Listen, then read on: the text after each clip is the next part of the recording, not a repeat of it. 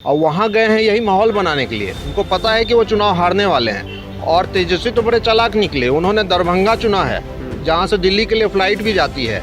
हारने की खबर मिलते ही दिल्ली का फ्लाइट पकड़ेंगे और गायब। पड़ा ना, पुराने दिन याद आए, जंगल राज याद आया, हमें फ़ायदा हुआ और लोगों ने सोचा कि अगर फिर से इनको मौका मिलेगा तो ये पुराने दिन में ही लौट जाएंगे। धन्यवाद लालू जी, यूं ही आते रहिए, अपने पार्टी को हराते रहिए। दोनों सीटों के रुझान आने शुरू हो गए हैं और बता दें कि कुशेश्वर स्थान में जेडीयू जो है वो बढ़त बनाई हुई है। नंबर 1 पे तकरीबन 9000 से प्लस वोटों से जो है जेडीयू उम्मीदवार आगे चल रहे। इस वक्त निखिल मंडल इस वक्त मेरे साथ।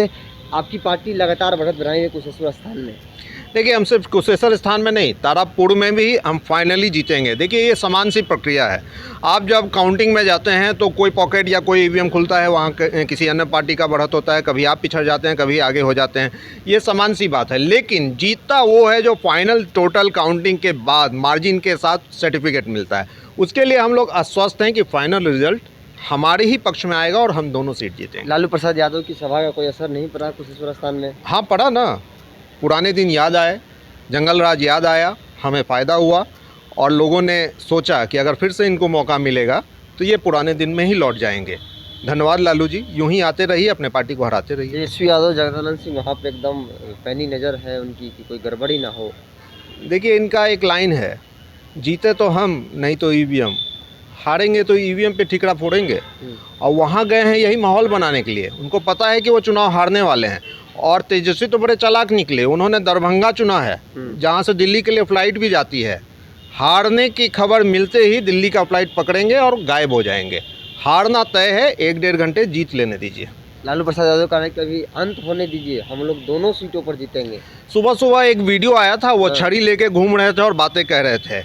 मैं दावे के साथ कहता हूँ, जब रिजल्ट आएगा ना तो वही छड़ी लेके अपने विधायक और प्रवक्तागण और जितने कार्यकर्तागण गए थे ना 2 सीट पे, उनको दोहराएंगे ये। क्योंकि उनको भी पता है कि इनके कार्यकर्ता और जितने विधायकगण ने बड़ी लंबे लंबे पहाड़ बनाए हैं वोट के, कागजी पहाड़। वो जब बिखरेगा ना तो लालू जी भी वैसे ही हैं, उसी डंडा से सबको।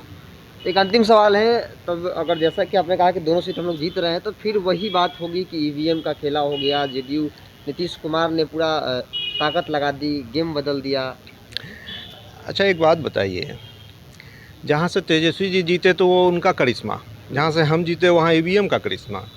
ये थोड़ी चलता है भाई। अरे आप भी जीते ना, 75 सीट जीता आपने, वहाँ ईवीएम नहीं था, वहाँ आपका वर्चस्व था। और जहाँ आप हार गए वहाँ ईवीएम था। ये दोनों बातें नहीं हो सकती है। अब क्या करना है भाई कि भाई कुछ ना कुछ बहाना खोजना है, तो ईवीएम पे ठीक रात फोड़ दो। लेकिन कुल मिला के सभी जानते हैं कि 2005 के बाद ईवीएम आया और सख्त चुनाव का परिणाम के रूप में आया। उससे पहले 2004 में ही छपरा लोकसभा चुनाव हुआ था, रद्द हुआ था, उनके पिताजी के कारण ही रद्द हुआ था। तो ये लोग तो बैलेट पेपर लूटने वाले लोग हैं, तो ये उसी हिसाब से सोचते हैं कि बार बार ईवीएम पे आरोप लगाओ और